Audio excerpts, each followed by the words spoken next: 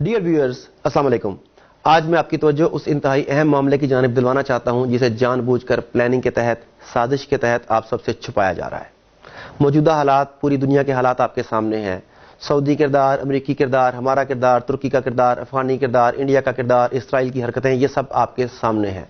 हम में से कुछ लोग समझते हैं कि ये वसाइल की जंग है, कुछ लोग समझते हैं कि ये सलीबी जंग है, कुछ लोग समझते हैं कि ये हिंदू हमारे मुखालिफ हैं इसलिए मामलात हो रहे हैं, कुछ अपने लीडरान को बुरा भला कहते हैं। ये सब मामलात आपके सामने हैं और शायद किसी हद तक ये सभी ठीक भी हैं।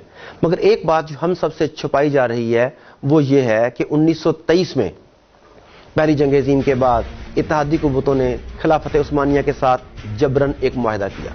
उस वक्त तुर्की के खलीफा का नाम सुल्तान सादस वहीदुद्दीन था। इत्तेहादी फौजें जिसमें फ्रांस था, जर्मनी था, बरतानिया था, इन सब ने मिलकर जबरदस्ती एक मुआहदा किया 1923 में, जिसकी मुद्दत 100 साल की थी। इस मुआहदे के तहत सुल्तान की तमाम ज़ाती अमलाक ज़ब्त कर ली गईं। खिलाफत उस्मानिया जो 3 बर्र-ए-आज़मों पर फैली हुई थी उसका खात्मा कर दिया गया और उस खात्मे के नतीजे में नए 40 मुल्क वजूद में आए। ये खिलाफत उस्मानिया जिसकी मैं बात कर रहा हूं इतनी ताकतवर थी कि उस दौर में जितने ममालिक, जितने बर्र-ए-आज़मों पर इसका कब्जा था, अगर आप देखें तो मौजूदा दौर में उन ममालिक के नाम हैं आर्मीनिया, इराक, शाम, उर्दन, फलस्तीन, कब्रस, बल्गारिया, रोमानिया, यूनान, मक्का और मिस्र जैसे ममालिक उस सल्तनत में शामिल थे। इसी वजह से मुसलमानों की कुव्वत थी, उनकी शान और शौकत थी।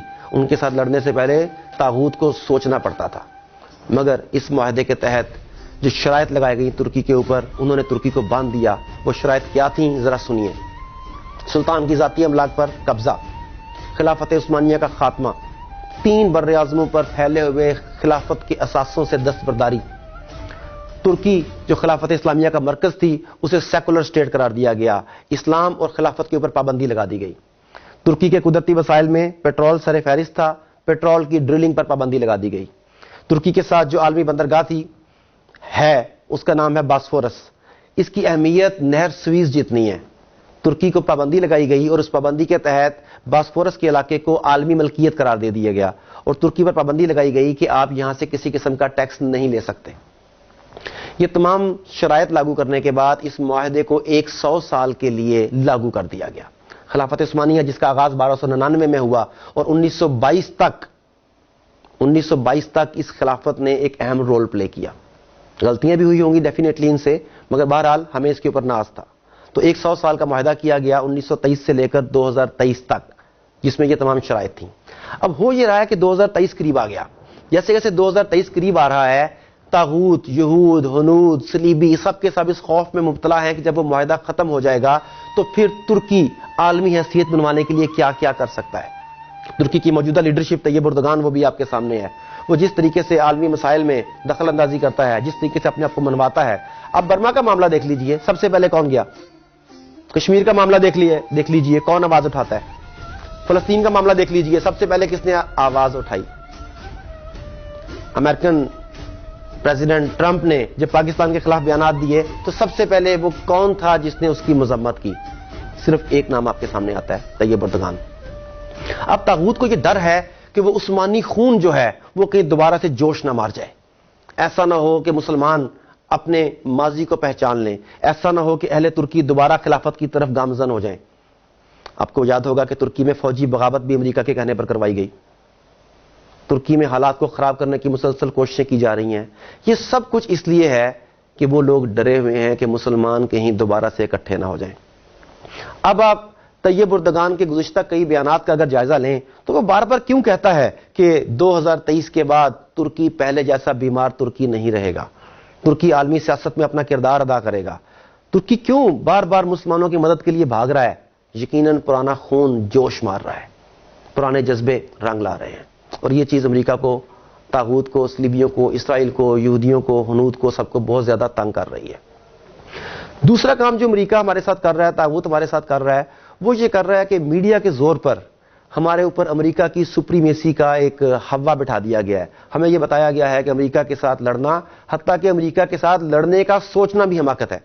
यह बहुत इंपॉर्टेंट चीज है कि क्या वो वाकई इतना सुपर पावर है, इतना पावरफुल है कि जो चाहे कर सकता है। हमें बताया जाता है कि अमेरिकन सैटेलाइट्स इतने पावरफुल हैं कि वो दुनिया के एक कोने से दूसरे कोने तक होने वाली हर हरकत से बाखबर है। पाकिस्तान में नेटो के 20,000 कंटेनर्स गुम हो गए, चोरी हो गए, जो मर्जी आप उसे नाम दे लें। वो कहां गए? امریکہ، نیٹو فورسز، تمام کے تمام سیٹلائٹ، دنیا کی تمام تر ٹیکنالوجی مل کر یہ آج تک نہیں پتا لگا سکی کہ وہ کنٹینرز کہاں پہ ہیں. دیکھیں کنٹینر کوئی 1 انچ 2 انچ کا، فٹ 2 فٹ کا، 6 فٹ کا، 10 فٹ کا نہیں ہوتا. اور ایک کنٹینر نہیں، 2 کنٹینر نہیں، 10 کنٹینر نہیں، 20,000 سے زائد کنٹینرز اسلحے سے بھرے ہوئے، مشینری سے بھرے ہوئے، امریکی ٹیکنالوجی کو اپنے اندر سموئے ہوئے، وہ تمام کے تمام کنٹینرز آج کہاں پر ہیں امریکہ نہیں جانتا. یہ ہے امریکن ٹیکنالوجی. اسی ٹیکنالوجی کو ایک اور طریقے سے دیکھیے. آپ کو یاد ہوگا کہ 28 مئی کو جب پاکستان نے ایٹمی دھماکہ کیا، امریکہ اور پوری دنیا نے مل کر ہمیں روکنے کی کوشش کی. ڈرایا گیا، للچایا گیا، دھمکایا گیا. And I ask Pakistan to exercise restraint to avoid a perilous nuclear arms race. The United States was apparently prepared to offer some considerable incentives if Pakistan would just say no. جب ہم نے یہ ٹھان لی کہ ہم نے یہ دھماکے کرنے ہیں، دنیا کو بتانا ہے کہ ہم ایک اٹامک پاور ہیں، تو ہمیں کوئی نہیں روک سکا. امریکن تمام تر ٹیکنالوجی یہ بات پتہ نہیں لگا سکی کہ دھماکے کس جگہ پر ہوں گے، ہمارے اٹامک ایسٹس کہاں پر ہیں، ان کی ٹرانسپورٹیشن کیسے کی جائے گی، کس جگہ پر لے جایا جائے گا. ان کے تمام سیٹلائٹ، تمام طیارے، تمام میزائل تیار تھے کہ انہیں ڈسٹرائے کیا جائے، مگر کیا وہ ایسا کر سکے؟ نہیں کر سکے. اس کا مطلب ہے کہ جب ہم یہ چاہتے ہیں کہ ہم کوئی کام کرنا چاہتے ہیں تو ہمیں امریکہ یا دنیا کی کوئی طاقت نہیں روک سکتی. اس لیے کہ کچھ لوگ اسباب پر غور کرتے ہیں. امریکہ کے پاس یہ ہے، اسرائیل کے پاس یہ ہے، انڈیا کے پاس یہ ہے، ہم ان سے ٹکر نہیں لے سکتے. کچھ لوگ یہ سوچتے ہیں، اور کچھ لوگ اسباب کی بجائے مسبب الاسباب پر غور کرتے ہیں. ان کا بھروسہ اسباب پر نہیں، مسبب الاسباب پر ہوتا ہے. تو برادرز، میں آپ کو یہ بتانا چاہتا ہوں کہ 2023 میں جو معاہدہ ختم ہو رہا ہے اس کے بعد دنیا ٹوٹلی بدلنے کی طرف جا رہی ہے. آنے والے 5 سے 10 سال میری، آپ کی، ہم سب کی زندگیوں میں انتہائی امپورٹنٹ ہے. اتنی بڑی تبدیلی آئے گی کہ آپ سوچ نہیں سکتے. اب یہ آپ کے اوپر ہے کہ آپ اس تبدیلی کا شکار ہونا چاہتے ہیں یا اس تبدیلی کا حصہ بننا چاہتے ہیں. آپ اپنا کیا رول سلیکٹ کرتے ہیں، یہ ٹوٹلی چوائس آپ کی ہے. مگر اپنا رول سلیکٹ کرنے سے پہلے ایک بات بتانا چاہوں گا کہ خدا را میڈیا سے بچ کے رہیے گا. حالانکہ میں بھی آپ سے جس چینل سے مخاطب ہوں، یہ بھی ایک میڈیا ہی ہے، مگر کتنے لوگ آپ کو حقیقت بتاتے ہیں اور کتنے لوگ گمراہ کرتے ہیں، یہ آپ اندازہ کر سکتے ہیں. میں کو ایک چھوٹی سی بات شیئر کرنا چاہتا ہوں کہ اس وقت دنیا میں جتنا بھی میڈیا ہے اس کا 97% جیوز کے پاس ہے. ریسنٹلی میں اوریہ مقبول جان صاحب کا ایک لیکچر سن رہا تھا، اس میں انہوں نے بڑی مزیدار بات بتائی، اور جب میں نے اس پہ تحقیق کی تو میں ہکا بکا رہ گیا کہ بہت حد تک وہ بالکل ٹھیک فرما رہے تھے. وہ بتاتے ہیں کہ دنیا میں 3 ایسی کمپنیاں ہیں جن کے پاس 97% میڈیا کا شیئر ہے. ان میں سے ایک والٹ ڈزنی ہے جس کے پاس پوری دنیا کے میڈیا کا 37% ہے، اور والٹ ڈزنی کے بورڈ آف ڈائریکٹرز کے تمام ممبرز جو ہیں تمام کے تمام جیوز ہیں.